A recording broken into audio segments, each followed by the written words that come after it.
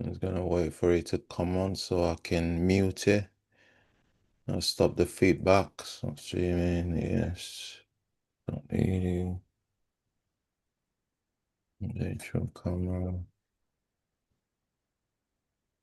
Okay. I believe we're there. I'm gonna just knock off the voice. Just knock off the voice.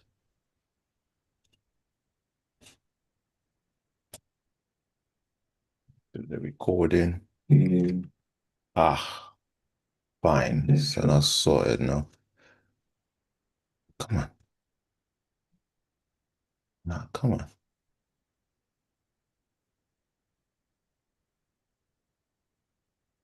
All right, recording in progress. Recording. Record. Ah, now we're there. Right. Do you want to do the opening introduction for us, please, bro? Yep, yep. Welcome along, people, to our weekly podcast, The Football Referee, where we discuss all things football. And no doubt we'll be looking today at the conclusion of the football festival called the World Cup. I'm Trevor Gear, and he calls me Bruv. And I'm Emmy Hickens, and he calls me Cuz. Welcome to the football referee. Now, Argentina and Spain. What do we make of it? Think of Argentina, did you say? I Yeah, missed your last Argentina bit. and Spain. The Oh, Argentina Spain, and yeah. Spain, the Yeah. finals, yes. Well, the final, it wasn't the greatest match, let's face it. And as a match, as a spectacle, it wasn't as good as the bronze final, as they call it, the day before. That was exciting. Although, I guess from England's point of view, there wasn't. I don't think there was any real pressure on us because arguably we kind of expected to lose to France anyway. But you can't argue with the fact that with a few different players in there, we played a decent type of football and indeed won it 6-4, 10 goals altogether in the end. So that Mm, was good. But the final itself, I thought, was surprisingly mundane, really. And especially at the beginning, Alan Shearer as the co-commentator on the BBC, and I think he's good.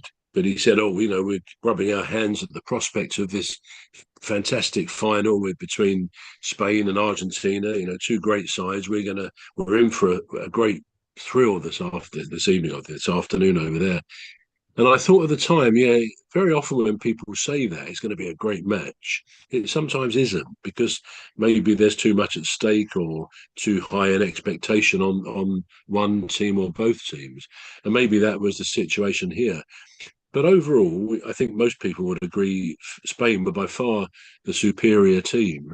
mm, And in a way, it probably left English people, English fans, and of course the England players a little bit regretful that we didn't do what we should have done in the semi-final last week, and that is when we scored to carry on attacking. I mean, it was a bit of a nonsense that we then sat back with all that means, and we'll perhaps talk about that in a minute. But the fact of the matter is, Spain outclassed Argentina, and of course, we then have to think about some of the obvious physical tactics, shall we say, of Argentina and of presumably their manager, their coaches, etc. Or maybe it's just the players, because even in the semi-final against England, I mean, throughout the first half, really, they were spoiling, to get a violent reaction by pushing our players over by some bad fouls and all the rest of it.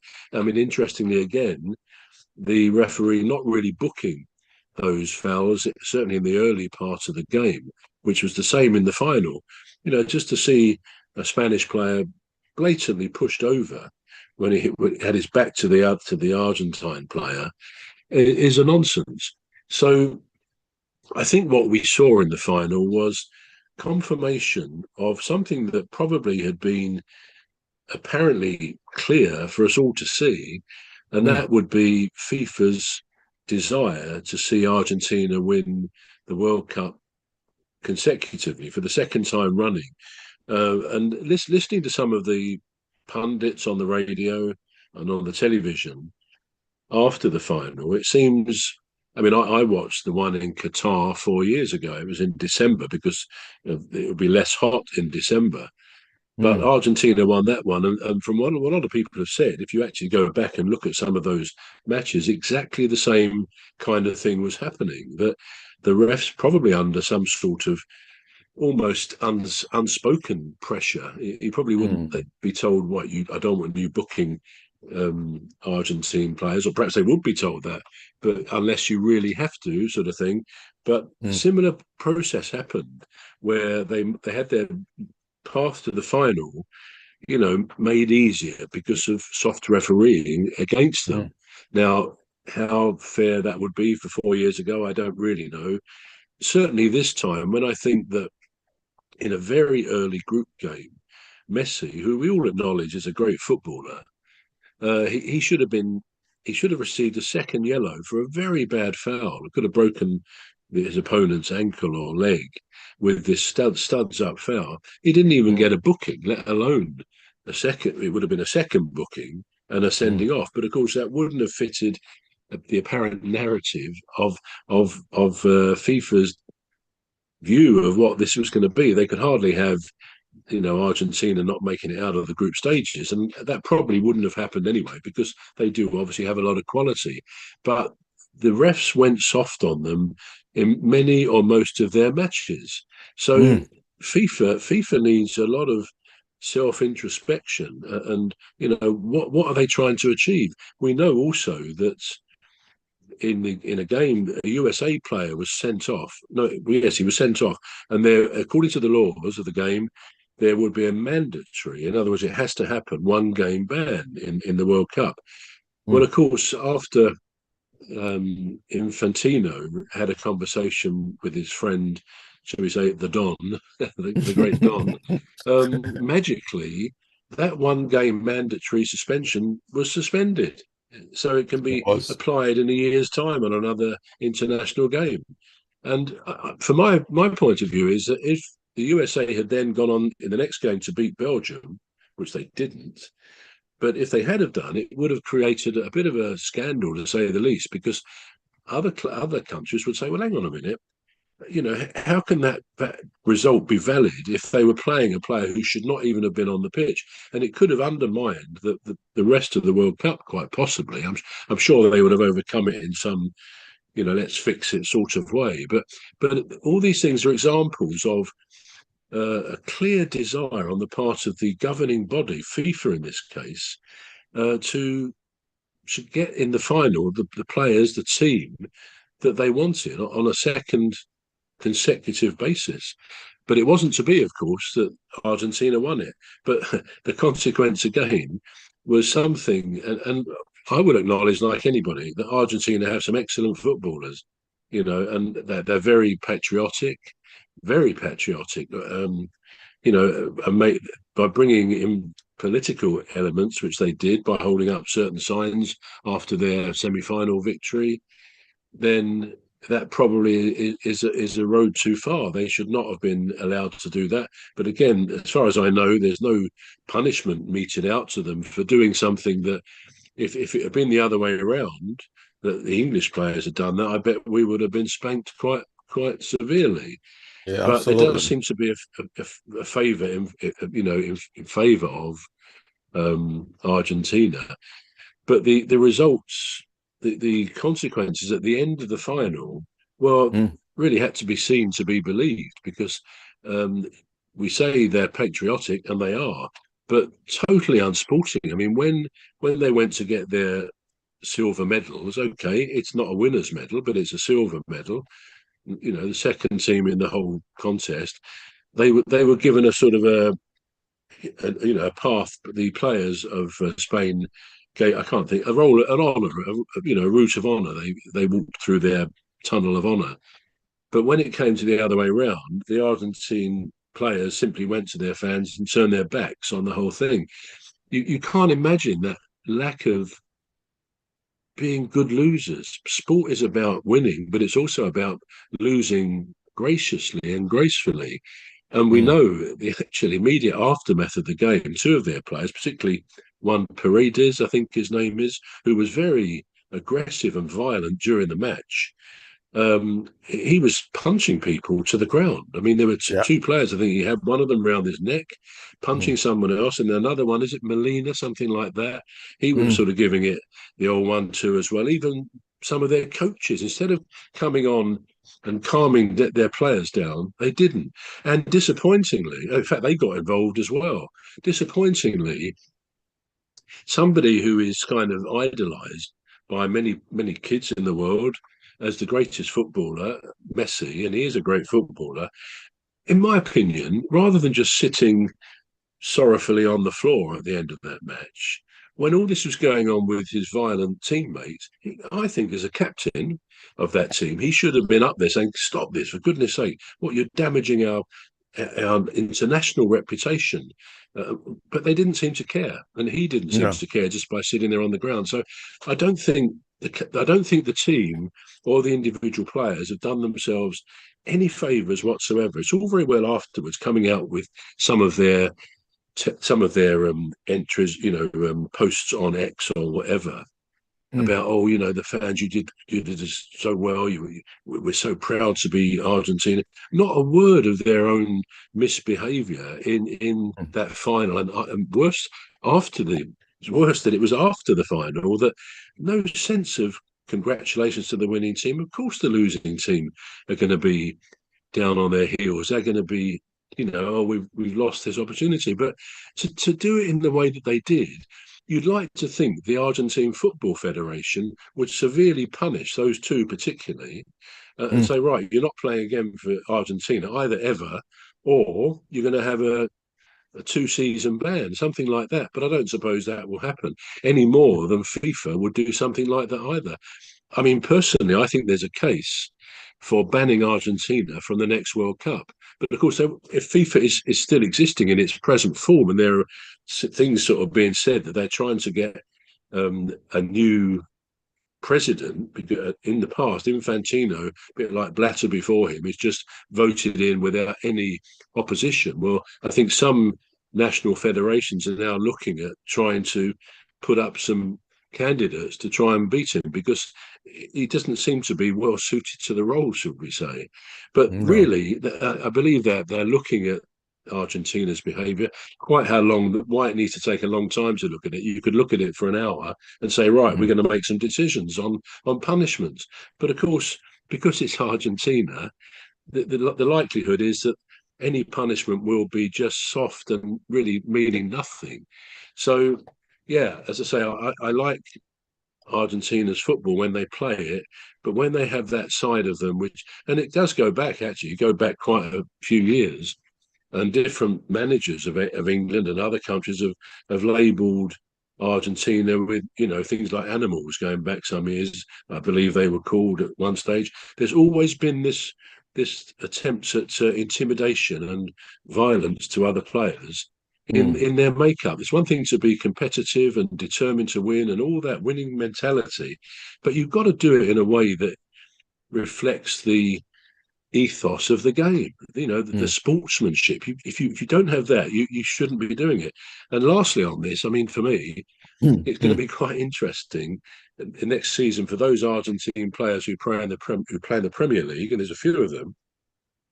I reckon they're in for a bit of reception from the crowd. I do. Enzo Yeah. Fernandez, who got sent off, and he didn't want to go.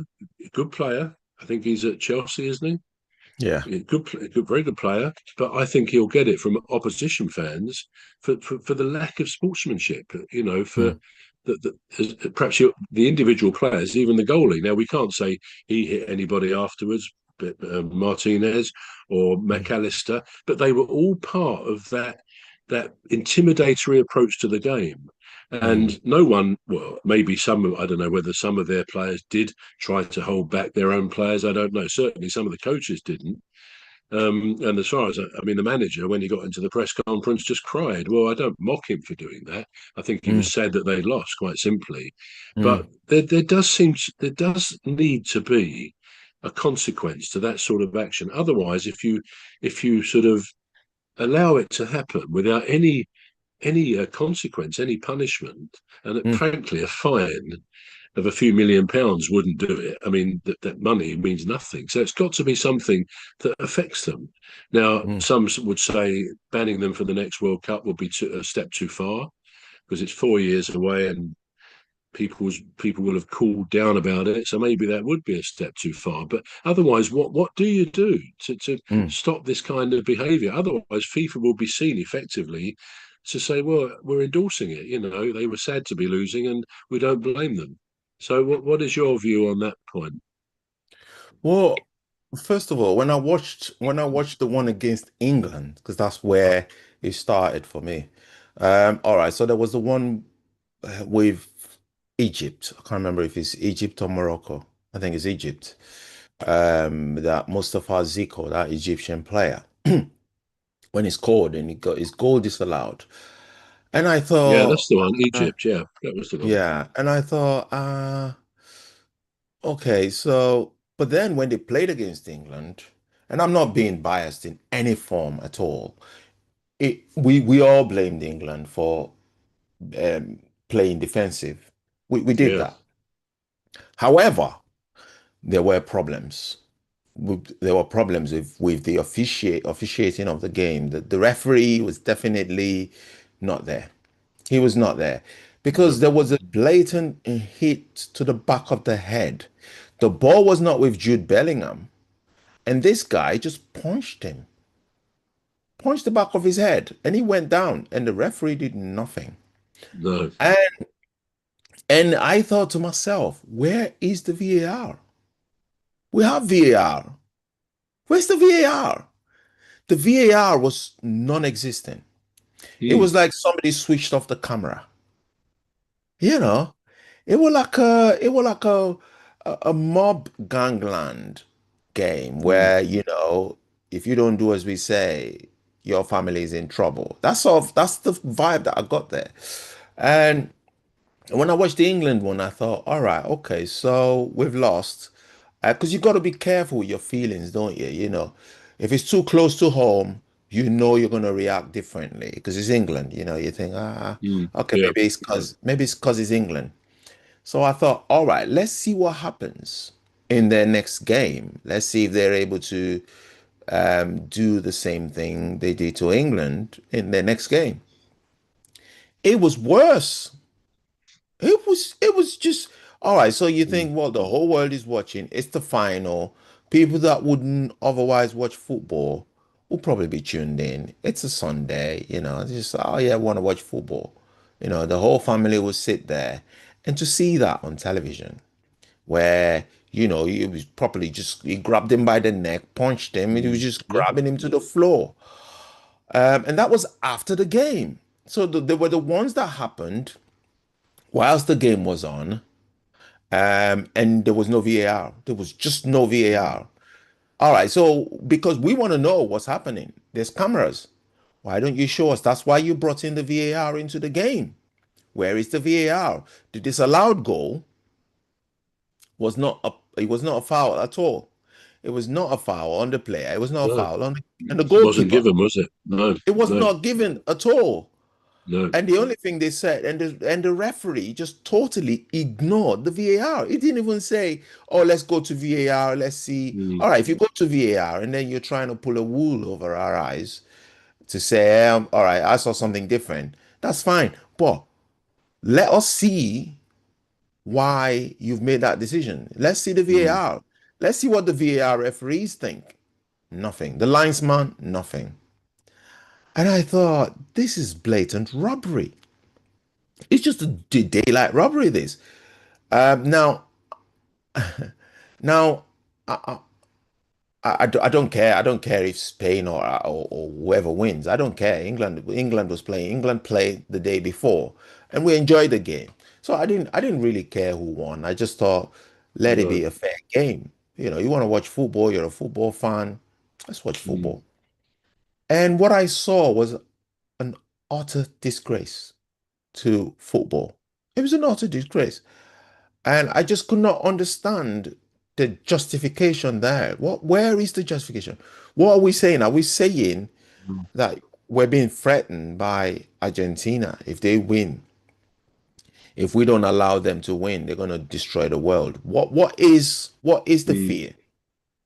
So I didn't understand it, and I will put off. I love football. We love football, don't we? On this show and in our private lives, we support clubs and stuff like that. But I watched that, and that wasn't football to me. mm, But I am glad that Spain won, because if Spain had lost that, there'd mm. been lots more questions to ask. That's cushioned the blow a little bit for Argentina because they lost in the end. So all the injustice, it just shows you that justice will always prevail in one form or the other. It would always prevail, and justice prevailed because everything was so organized, not organized, but it was so geared towards Spain Mm. losing it, or not Spain. There was no agenda for Spain to lose it. They just had to be the unfortunate ones that got to the finals. I didn't like what I saw at all. I didn't like it. And there's been no statement issued by FIFA. And what No, about the political banner? There's nothing said about it. Nothing's been said about it. It was like, all right, so I can guarantee you now, bro, if any other country did that, if England did that, we would be facing huge, yep. you know, punishment, suspension, or Mm. whatever. Argentina, I don't know what hold Argentina has got on the FIFA president. And I know it's not FIFA because I know FIFA is not an Argentine, is not an Argentine organization. So it's just there is an agenda, and I don't know what the agenda is. It commercialization? All right, so we've got Lamine Yamal, we've got Messi, and then we've got Ronaldo. All right, so Ronaldo's gone. Now we want the next big name to win. But that's not how football should be. It just No. shows you that it's been so much corrupted by politics, and it's so glaring. It's so glaring. So I don't really like this World Cup. This just concluded World Cup. It's left a really bad taste in a lot of people's mouth, really, because it wasn't football. It wasn't football at all. Yeah.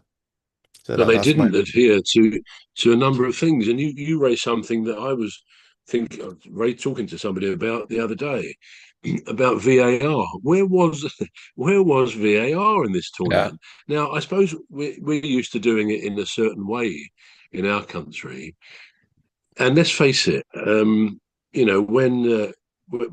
they say, "Oh, VAR is checking that offside in the Premier League," we can safely go and make a cup of tea Mm. because we know the decision will take longer than a FIFA dehydration break.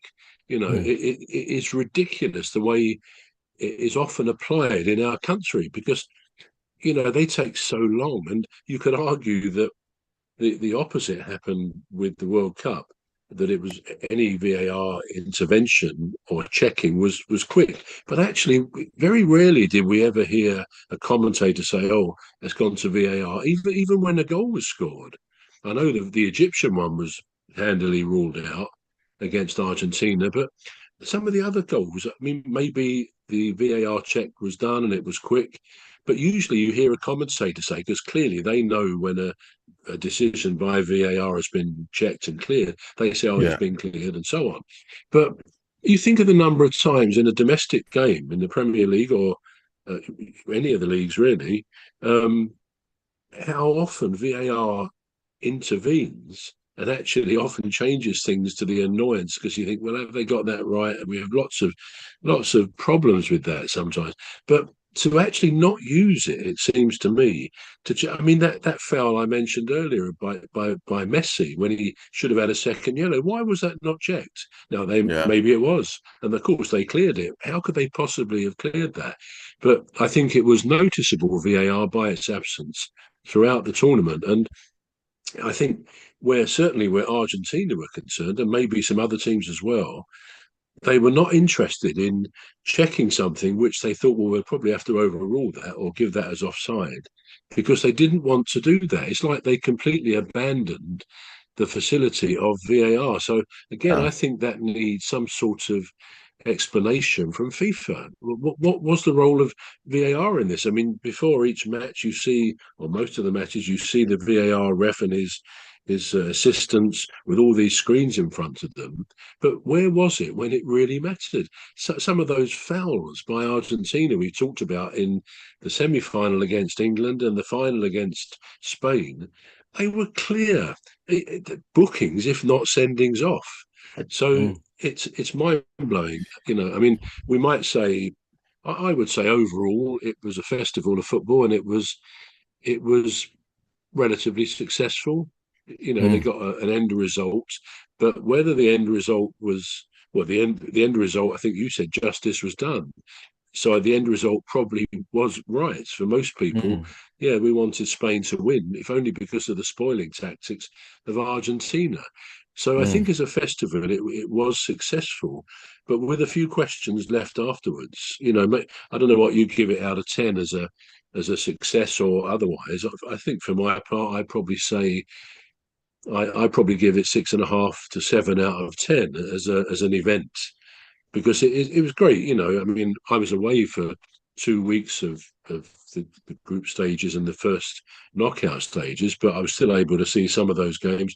But beforehand, to be able to see two or three football matches, international matches, any day for a couple of weeks is great for a football fan, even if it got a bit late or early mornings. But so we didn't watch them all. But to watch a couple of games, one at 7:30 and one at 10 or something, is great Mm. for people who love football. So it was kind of successful, but I don't know. I think FIFA has got a lot of questions to answer, in my Yeah. opinion. Yeah.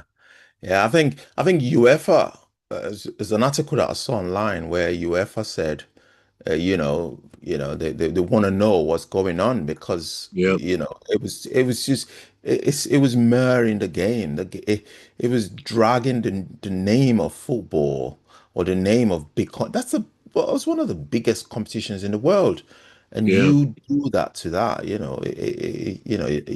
It doesn't make it doesn't make it delightful to watch or a pleasure to watch anymore because you're just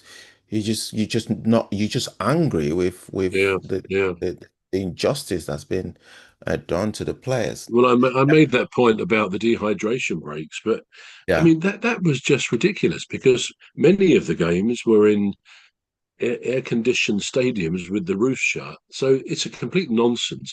And even where it was open, yeah, I'm not saying it wasn't hot, but these are professional athletes, these footballers. And I Mm. think probably many of them would say, yeah, if it gets to a point of being almost unplayable and we're gasping for drink, of course, no question, you stop the game for a couple of minutes or whatever. But maybe Mm. that should be on a match by match basis, because A, as I say, many of the stadiums are air conditioned, so you should never have had those breaks there, in my opinion. And Mm. B, even when it was the actual weather, sometimes you can play sport, same for both sides, in hot conditions. So I Mm. think we know probably, well, it is about advertising, commercial advertising in those breaks, which FIFA Mm. no doubt benefited massively from. Now, you Mm. can't blame an organisation for maximising its benefits financially. Of course you can't. But Mm. actually, those dehydration breaks, they broke a lot of momentum. They're really momentum It is. disruptors. When one team, I mean, I don't know whether it was Argentina or Egypt, but you got the impression, again, in some of those games, when the opposition to Argentina were getting too powerful, they sort of shifted the dehydration break 2 minutes earlier or whatever to disrupt that momentum. Now, that may not be the case. I think when we're so upset about some of the behaviour of FIFA and one or two of the teams, we can then look at things or look for things which are not really a problem. And I'm not really saying that every time, you know, Argentina's opposition got some momentum, it was stopped. Of course, it wasn't. But that's the problem with dehydration breaks, which are particularly not necessary for the most part. It does stop the flow of the game. And I'm sure Mm, the footballers themselves thought, we're not. It's not a game in quarters. It's a game with two halves. mm, So yeah, I mean that's the American way of doing things, I guess. I mean, I love American sports, all their NFL and all the other things, baseball, basketball, ice hockey, tennis. It's brilliant, and they mm, have this kind of the short, sharp music after a goal, after a basket, and all that, and it's great fun to watch and to be part of. And mm, half-time breaks. I mean, we had that in the final, but I don't think that befits football. It's not, you go to a football match to see the two teams to see a winner, hopefully in a good game. I don't think a half-time break is necessary. And I personally I agree with what Wayne Rooney, one of the pundits on the BBC, said when he was asked at half-time or at the end of the half-time break before the match started, oh, mm, what did you think? And the other pundit said, oh, I like Shakira, I like that. And when it came to Wayne, he said, well, yeah, I quite like some of the artists, he said, but I think the whole event was a load of crap. The whole half-time event. And I thought, yeah, absolutely. And I bet he spoke for millions of people because it was all kind of faked anyway. I mean, Madonna, all due respect to a very good artist of many years and some mm, great songs over the years, but hers, see, especially with Ronaldo, the original Ronaldo there and Ronaldinho, it was like a Eurovision, um, a clip from Eurovision that you might see.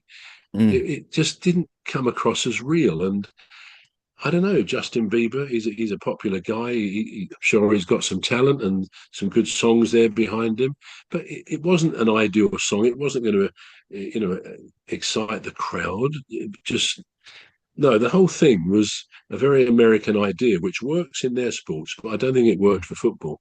So Yeah. yeah, I don't think that helped the final. I expect the players had to sort of warm up again before they came out to play the second half. So Mm, yeah, there were certainly some areas which can be genuinely criticised, but at the end of the day, the winner was the winner that most people wanted around the world, I yeah. expect, Yeah. and it was Yeah. watched by between 1.8 and 2 billion people, which is a bit mind blowing if that's true, because it's like a quarter of the world's population. So it Mm, needed to be a good visual event, and there we are. mm. That was it. Yeah. Now, what I was gonna say is, I'm gonna ask you the much dreaded question. Do you think hydration breaks is here to stay? No, they're not. I mean, let's face it. There are times we have had them. I mean, not often, but I think even possibly. Well, I'm not sure about the end of last season. Let's face it. We've been in a long run of very hot weather, but yeah, I think, as I say, if it gets to the point where the conditions become virtually unplayable because of the 100% humidity and a high temperature, mid 30s, something like that, then yeah, you've got to consider the welfare, the health of the players. But generally, no, I don't think it's a good idea at all. And I would actually apply that to any other breaks. We've and whatever, we don't do religion on this program, and that's not what we're talking about. But I think anything that might creep into football that's not been there before, that suddenly it all has to stop for 2 minutes or 5 minutes, whatever it might be, I don't think is a good idea. Because No. once you start doing that, then other reasons to stop the game will come in. And before you know it, you're having two or three stops each half. And Mm, um, I don't personally think that's a good idea. You go along two halves, 45 minutes plus added on time. We all know the rules. We love the game. It's a tribal sport and it works. Originally, we believe, introduced to the world by this country. And it's a great game. It's a beautiful game. And I don't like seeing it tinkered with in ways that I don't think will work. That's not to say innovation shouldn't be looked at. Of course, it should. Anything that can improve the game mm, should be looked at. And some of the rules in recent years, rule changes have been good. They really have. I mean, for mm, example, I think it's good that and right that goalkeepers can run with the ball. They never used to be Mm. able to. They used to have to either roll it along the floor or bounce it. They couldn't just run with the ball. So, but the fact they can do that gives them an opportunity to sort of throw the ball out to a colleague on the wing or something like that. So, yeah, there have been some very good rule changes, even going back. I don't know when it was, but when it went from 2 points for a win and 1 point for a draw to 3 points for a win and one for a draw, because that immediately encouraged attacking football. Teams thought, well, we want to get 3 points. We don't just want to get one for a draw. And it encouraged attacking football. So, yeah, some rule changes. Yeah, you've got to try things, but maybe there's some things that don't really work in the game. And I think we saw that certainly at the World Cup with the hydration breaks. I think they were a Mm. complete farce, to be honest. And yeah, it's quite funny because usually you see the manager in the middle of what becomes a huddle of coaching there, and it was noticeable actually that in the bronze final, England there when they had the dehydration break, Mm. poor old Tuchel was actually outside of the circle and trying to talk over, I think it was over Eze's shoulder, and they didn't seem to be paying too much attention to him. Whether that's because in many ways they probably felt he criticised the players publicly by saying, well, I didn't ask them to defend once they scored the goal against Argentina. And he kind Mm. of blamed them without acknowledging that perhaps his substitutions that followed were not Yeah. ideal. He went very defensive, but maybe the players didn't appreciate it publicly being sort of blamed in that sort of way. Blame them privately if you want to say that to them, but don't do it publicly. But all that said, I think he's a committed man. I think he is an elite coach, although he didn't do what he was brought in to do. But I think he should be given a chance at the Euros, for which he's got a contract until I think 2028, which is when the Euros is. Mm. So yeah, let's hope that he's learned from some of the things, and the players have learned a few things, and we do a bit better, because then it will be 62 years of hurt. Someone's going to have to write a new song, aren't they? Encompassing 62 years of hurt, I think. Yeah, yeah. Yeah, that was the next question I was gonna come to. Thomas Tuchel, stay or leave? And Yeah, I yeah, seem but to you be jumping the gun. I'm bringing up these no, no, these that's fine. subjects. Yeah, you seem to answer that. Yeah, no, that was yeah. I was gonna say Well, Thomas. yeah, to this Yeah. day. I mean, again, when you listen to different pundits on the radio, on Talk Sport, or on TV, there are a range of opinions on this. There are those who do think he should go. Obviously, if he was sacked, they'd have to pay him off a lot of money.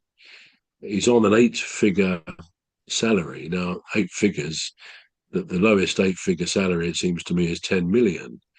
So it could be 10, it could be 15, it could be 20 million. I mean, managers nowadays, especially international managers, are paid a fortune. So they'd have to pay him off a lot of money, but I think they would do that if they were so minded.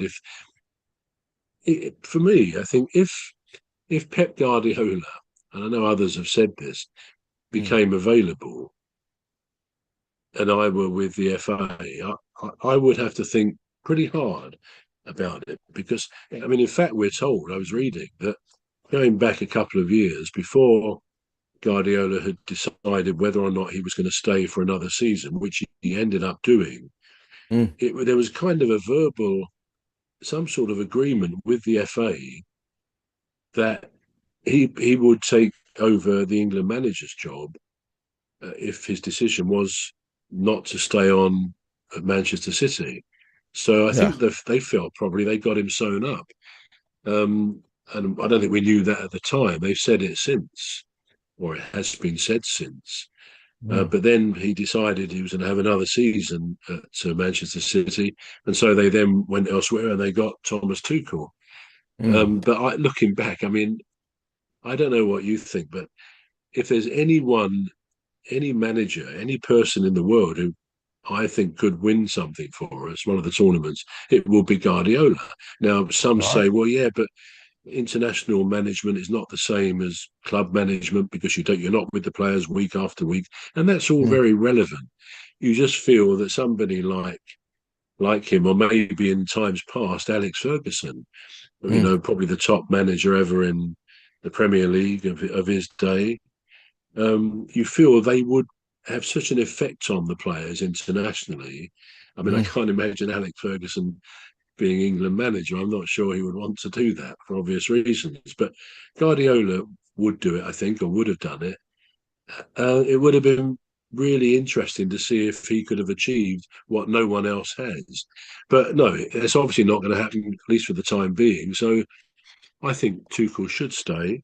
I do think he's an elite manager. I think he knows what he's doing. Um, I mean, interestingly, he hasn't stayed that long at his previous clubs. mm. Either he's walked away or he's been sacked. He did win the Champions League with Chelsea, of course, which is a very good thing on his CV. I personally was disappointed that for an elite manager, which is Mm, what I still think he is, if he couldn't grasp the fact that when we scored, he said, well, the players themselves just backed off. He said it's in their DNA. Well, I don't know, maybe that is true to some extent. But you then think, as an elite manager, he would have tailored his substitutions to cover that, to bring them back out. He's no good sitting back, especially leaving Messi on the right there for mm. ages, not marked at all. Now, he's a difficult guy to mark, we know, but he was left all on his own. And we had no Yeah, one up front when we kept clearing the ball and came straight back. We were never going to hold out. And that's where really Tuchel should have earned his corn. He should have earned his money by, you know, getting the message out to the players, both verbally and by his substitutions. Don't mm, take off Gordon, who pretty good. He got a good goal and he was yeah. tearing up and down that wing. Don't take him off and replace him with another defender. Trying to hold out for what was it? We scored, I think, in the 70, what was it, 72nd minute? No, we Can't scored in remember the now. It was something. 55th Was it minute. 55th? Okay, Yeah, okay. Right. And I think yeah, he changed it in the 72nd. But yeah. really, from the 55th, we were just all hands to the pumps, desperately trying to defend. And I don't know about you, but watching it, I was saying, we're not going to hold out. We're just not going to hold out like this. It's impossible. I've seen enough of that kind of approach at Palace over the years, where we go a goal up and then it's all everyone back defending, and in 9 times out of 10 you lose the game. You So do, no, I yeah. think when you go a goal up, you've got to keep pressing because the opposition knows that they want to get an equaliser, which means they'll leave some space, but they can't leave too much space if you've left a couple of players up there to receive the Yeah. ball when you clear it. And you think that's so basic for a manager to recognise what was happening, that his substitutions would have reflected that, but it wasn't to be. But yeah, I'm not really for sacking people after one tournament. I'm not, and I think he should be given another chance. What do you think? Yeah. Yeah. Well, this is all we've got time for on this Well, segment. you have to tell me in a minute what you think. Yeah, sorry about that. This is all we've got time for on this segment of the first segment of the football referee. Join us again as we carry on this conversation into the second segment of the football referee. I've been Emmy Hickins, and he calls me Cos. And I'm Trevor Gear, and he calls me bruv. Ah, so see you on the flip side. See you in a minute. Yeah, sorry about that, Well bro. done. Well, you got a question to answer when we start again. Yeah, I was so carried away. I thought I forgot. I was so carried away. I forgot to stop the session. I thought, yeah. But anyway, right. Okay. So let's do the yes, stop streaming on virtual. Let's go back here and stop the live stream and then start it again. I suppose we